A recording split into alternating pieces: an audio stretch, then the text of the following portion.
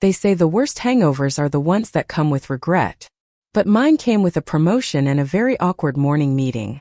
I don't remember much from that Friday night, except for the burning tequila, the karaoke machine, and my stupid mouth telling my boss the famously cold, stunningly perfect Evelyn Hart that I'd been in love with her since the day I started working at her company. When I woke up the next morning half dead and fully mortified, I thought maybe I'd dreamed it. Until I walked into the office, and she was standing there leaning against my desk, holding 2 cups of coffee. "Morning, Riley," she said, her voice calm but her eyes sharp. "Do you remember what you told me last night?" God, I wish the floor would swallow me whole. It had all started 6 months ago when I joined Hart & Company, a marketing agency in Manhattan that everyone called the Shark Tank, not because of competition, but because of Evelyn. She was brilliant, ruthless, and absolutely terrifying. Her reputation was the kind that made interns cry and executives quit. But to me she was magnetic. Her silence carried more weight than anyone's words, and her elegance was the kind that could kill a man or a woman, apparently. From the first day I knew I was doomed. She'd walk past my desk and I'd forget how to breathe. She'd correct my presentation slides and my brain would short-circuit. I tried to hide it, really bury those feelings under late-night work and endless iced coffee. But emotions are messy things and tequila has no mercy. That Friday had started like any other. Meetings, deadlines, stress. By 7 p.m., the whole team had decided to go out drinking after winning a big client pitch. Evelyn joined us, which was already rare, and for once she laughed. A real genuine laugh that made something inside me ache. She sat across from me at the bar, hair pulled back, the golden light catching the edges of her face. She looked almost human that night. Less like the goddess of intimidation and more like a woman who might actually feel something. "Riley, you've done good work," she'd said, her tone softer than usual. "I'm proud of you." Proud. That single word hit harder than the tequila. So when someone suggested karaoke, I was already halfway to tipsy bravery. I sang horribly, she laughed. Really laughed, and then the words just slipped out. "I think I'm in love with you, Evelyn." The entire table went silent. She froze, eyes locked on me, unreadable. Then, after a pause that felt like eternity, she said almost quietly, "You should drink some water." Now, sitting in front of her the next morning, my head pounding and my soul trying to escape my body, I didn't know what to say. I don't remember everything. I lied poorly. "Good," she said, sipping her coffee. "Let's keep it that way." But she didn't walk away. She didn't fire me either. She just lingered, watching me, like she was trying to read something she wasn't supposed to see. That was the beginning of something strange and beautiful. Over the next few weeks, everything between us changed, subtly but undeniably. She started calling me into her office more often. First it was strictly about work. Then it became something else. Longer conversations. Softer tones. A look that lasted a little too long. One evening, after everyone else had left, I was helping her prepare a client deck. The city outside was wrapped in winter, the kind of night where the cold bit through the windows. I reached across her desk to hand her a folder, and our hands brushed. She froze. So did I. Her fingers lingered just for a second before she pulled back. "Riley," she said quietly, "you should go home." But her voice cracked on the last word. I couldn't sleep that night. I kept replaying that moment, the way her touch burned even through the paper, the way her walls seemed to tremble. I knew she wasn't the type to act on impulse.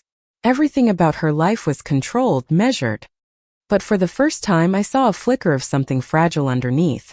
The next day I decided to face it. I walked into her office after hours, heart pounding so hard I could hear it. "Evelyn," I said, closing the door behind me.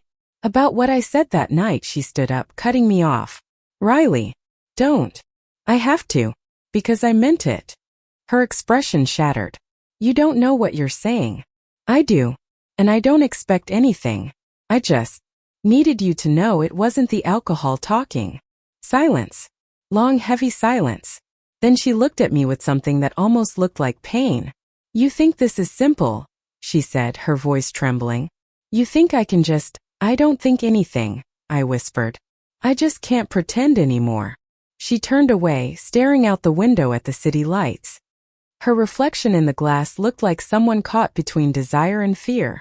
Finally, she said, "You should go home." But I didn't move. When she turned back, our eyes met, and this time she didn't look away. Slowly, carefully, she stepped closer. The world outside blurred, and for a moment all I could see was her. Then she kissed me.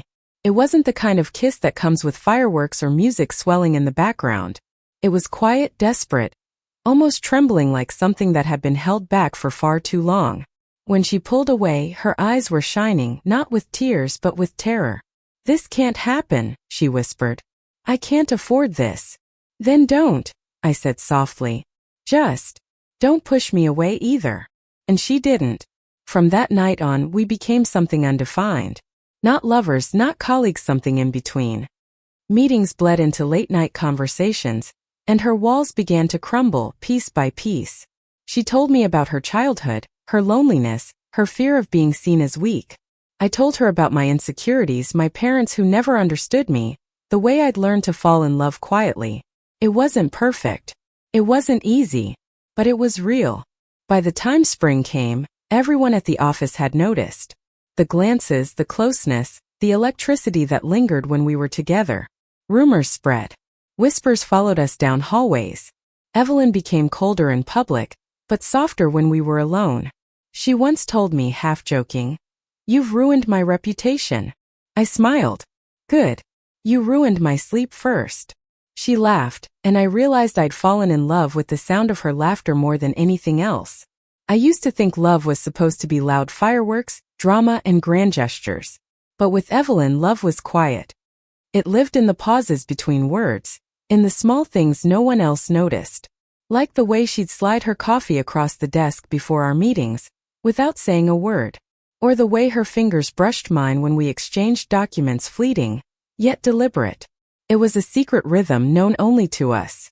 One rainy Thursday, we were the only ones left in the office again. The rain tapped gently against the windows, turning the city outside into a blur of lights and silver streaks. Evelyn was sitting at her desk, her hair down for once, glasses resting low on her nose as she reviewed a contract. I stood there holding 2 cups of coffee. "You're working too late again," I said softly. She didn't look up. "So are you." Touché. When I set the cup down in front of her, she finally looked at me. "You didn't have to." "I wanted to." She stared at me for a long moment, that same unreadable gaze that always made my heart trip over itself. Then quietly she said, "You make it very hard to keep pretending." My breath caught. Pretending what? That I don't feel what I feel. The air between us changed, thick, charged. I didn't move. Neither did she. For a moment it was as if the entire world had stopped, waiting for one of us to breathe first. Then she stood, closing the space between us. When her fingers touched my face, it wasn't cold. It was careful, almost trembling. She leaned in, and this time when she kissed me, it wasn't desperate. It was slow, certain, like she'd finally made peace with something inside herself. When we finally pulled away, she whispered, "I'm terrified." I smiled softly. "So am I." From that night on, the unspoken became real. We didn't label it, didn't announce it. We just existed between office hours and midnight, between who we were supposed to be and who we really were. She'd invite me over to her apartment sometimes, under the excuse of work follow-ups. But once the laptop closed, the world outside disappeared. Her place was everything I'd imagined: minimalist, elegant, and just a bit lonely. Floor-to-ceiling windows, a piano no one had touched in years, books perfectly aligned but never read. I remember one night she was sitting by the window, barefoot, a glass of red wine in her hand. I lay on the couch, half asleep, listening to the rain. "Do you ever think about what people would say?" I asked. She looked out at the city lights. "All the time." "And does it scare you?"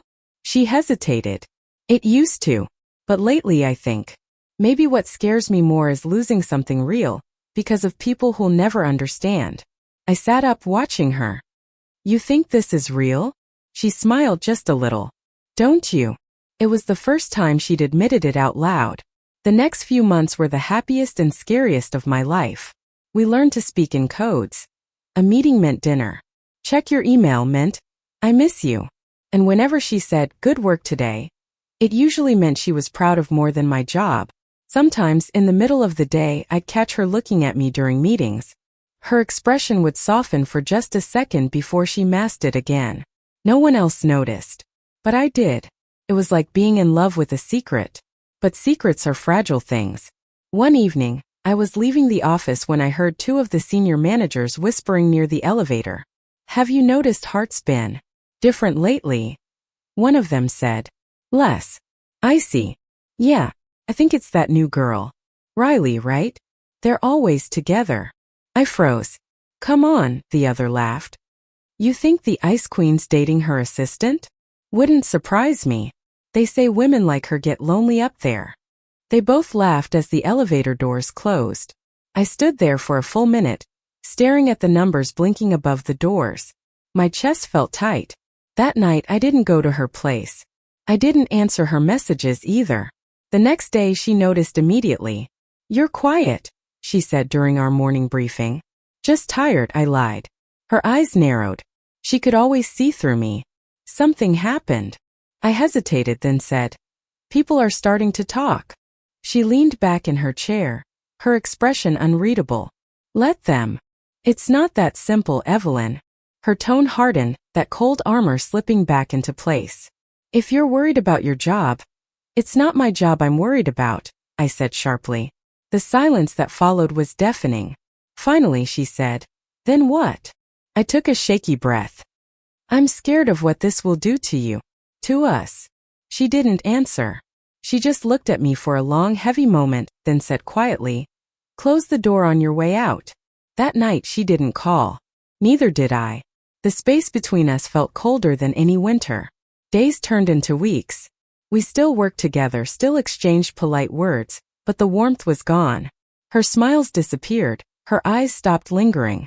It hurt in ways I didn't know it could. I kept telling myself to move on, to bury it, to forget. But every time I saw her, every time I caught the faint scent of her perfume, it was like reopening a wound that refused to heal. One evening I was cleaning out my desk when I found a note tucked under my keyboard. It wasn't signed, but I knew that handwriting anywhere.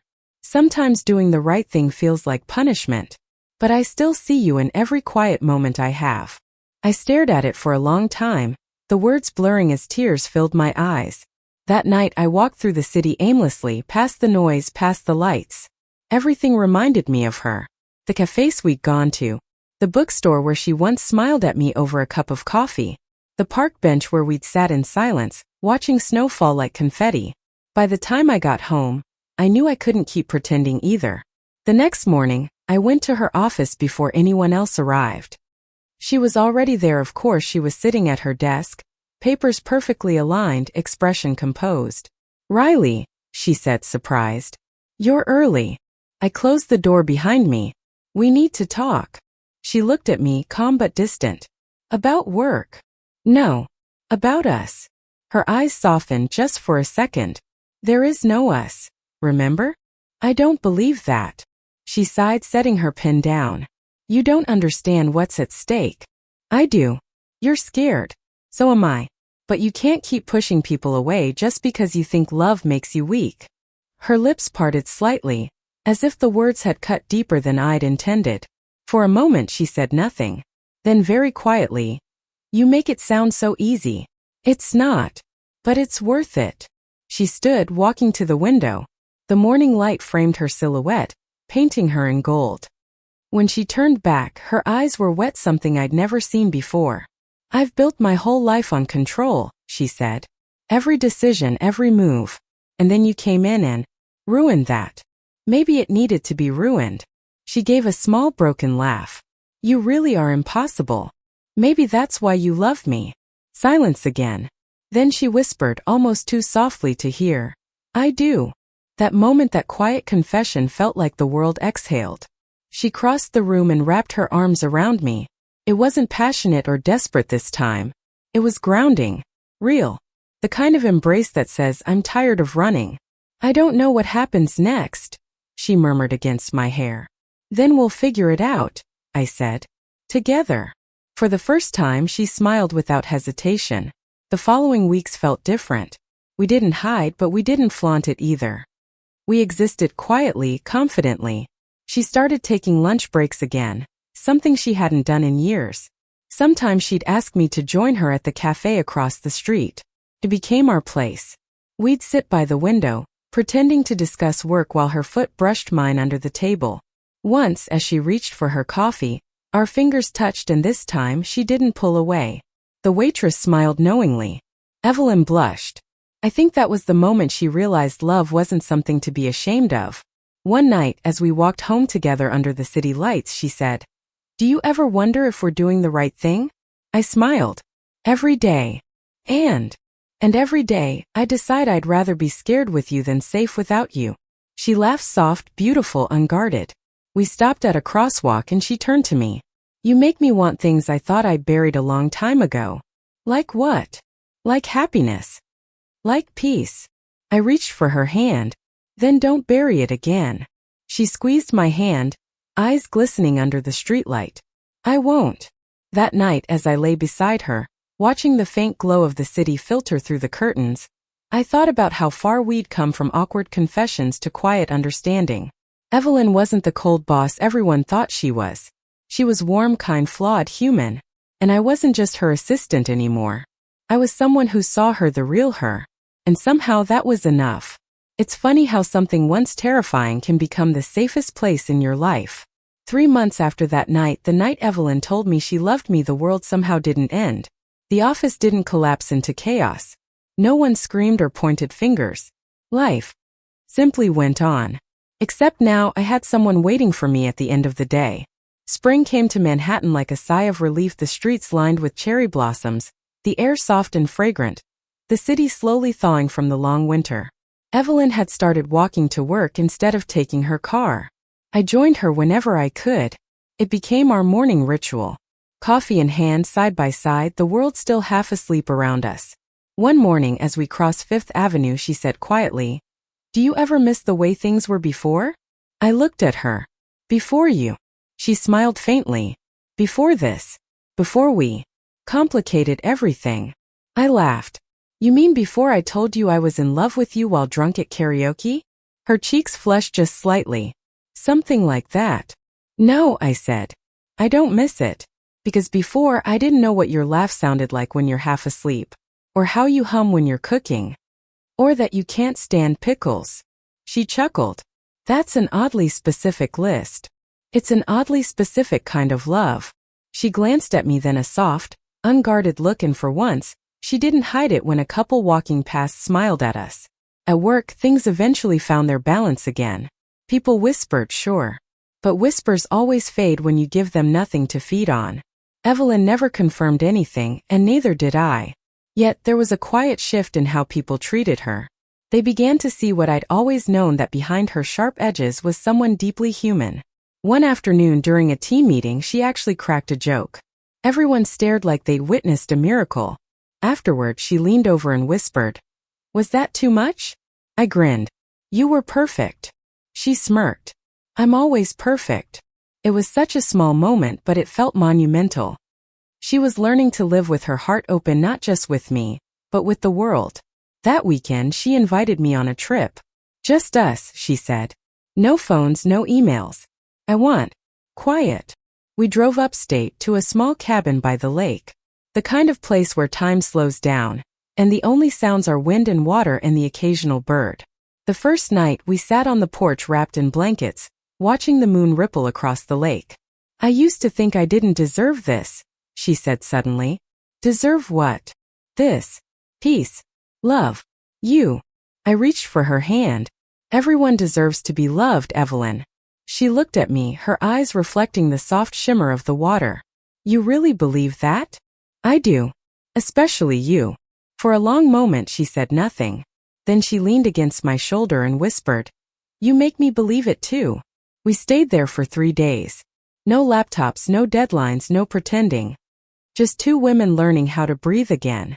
We cooked together, or more accurately, I cooked while she read recipes out loud like instructions for a board meeting.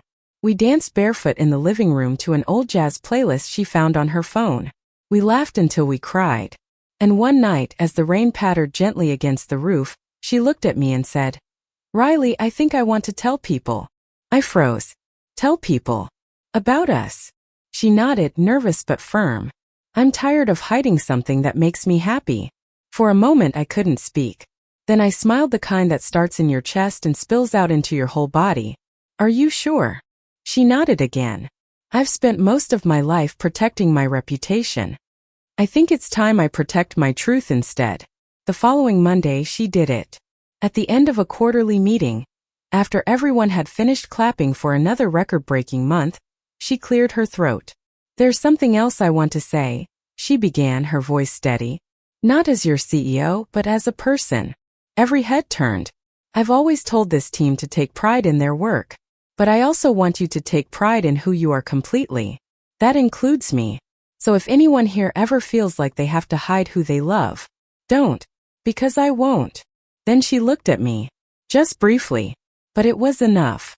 A moment of silence. Then quiet applause. It wasn't dramatic or shocking. It was freeing. Later, when the meeting ended, one of the senior managers walked up to her and said, "That took courage." Evelyn simply replied, "So does love." That night we went to Central Park. The city was alive with spring laughter, flowers, people lying on the grass. We sat on a bench near the lake, the same spot where we'd once sat months ago, back when everything felt impossible. Now it felt like the world had expanded, softer, brighter. I never thought I'd see this day, I said, resting my head on her shoulder. Me neither, she murmured. But I'm glad we did. She took my hand openly, this time as a group of teenagers walked past us, laughing.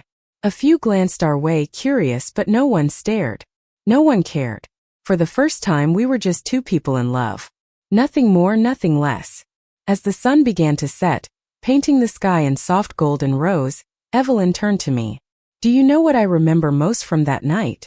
She asked. The night I embarrassed myself with tequila? She laughed. Yes. That one. What do you remember? You looked at me like I wasn't untouchable. Like I was just me. No one's ever done that before. I smiled. You were never untouchable, Evelyn. You just didn't know how to be touched. She chuckled softly. Trust you to turn that into poetry. I'm serious. You've spent your life building walls so high, you forgot what it feels like to be seen. But now, I gestured to the park around us. Now you're here. You let yourself be loved. She was quiet for a moment, then whispered, and it's the best thing I've ever done. We sat there until the sky faded to deep blue and the city lights began to flicker on, one by one. The air was cool, the kind that makes you want to hold on to someone a little tighter. So I did. She leaned her head against mine, and for a long time, neither of us said anything. The world moved around us, joggers, couples, the distant hum of traffic, but it all felt far away. All I could hear was her heartbeat, steady and real. Later that night, back at her apartment, I watched her play the piano for the first time. The melody was soft, hesitant, as if she were rediscovering something forgotten. When she finished, she looked at me shyly. It's been years since I played. It's beautiful, I whispered. She smiled. You make everything sound beautiful. I don't have to. You already are. She rolled her eyes, but her cheeks turned pink. You're incorrigible. Only for you. She laughed, that unguarded, warm laugh that still made my heart skip. Then she reached out her hand. Dance with me. There was no music, just the hum of the city below and the faint echo of her last piano note. But we danced anyway. Slow, clumsy, real. And in that moment, everything, all the fear, the struggle, the loneliness melted into something pure. Sometimes I still think about that night when it all began, that ridiculous confession in a noisy bar. It felt like a disaster at the time. Now I know it was the best mistake I ever made. Love doesn't always arrive gently. Sometimes it crashes into you, shakes you awake, and forces you to see yourself through someone else's eyes. Evelyn taught me that strength doesn't mean being untouchable. It means allowing yourself to feel even when it terrifies you. And I taught her that love isn't a weakness. It's the most honest kind of power. A year later, we went back to that same bar with the team, the one where it all started. Someone handed me a microphone. Riley, you singing again? Evelyn smirked. Oh, please. Spare us. I grinned. Come on, boss. I owe you a song. The music started, a soft, slow tune this time. Not a drunken confession, but a quiet promise. When I finished, the room clapped, and she was smiling that small genuine smile I'd fallen in love with. Afterward, she leaned close and whispered, "Still terrible at singing. But still yours," I said. She kissed me right there, in front of everyone. Not dramatic, not bold, just simple and true. And no one said a thing. Months later, on a bright Sunday morning, we were walking through Central Park again. The cherry blossoms were back, falling like confetti around us. She looked at me, eyes soft and alive. "Do you ever think about the future?" "All the time." "And what do you see?" I smiled. "You. Every version of it starts with you." She squeezed my hand, her voice low. "Then I guess I'm exactly where I'm supposed to be." We sat on the grass as the city buzzed around us, two women who had fought, fallen, and found their way back to love. And as I watched the sunlight dance across her face, I thought maybe this is what happiness really is. Not perfection, not forever promises, just this, the quiet certainty that, after everything, we're still here, together. Thank you for listening. Like and subscribe to get notifications about next videos.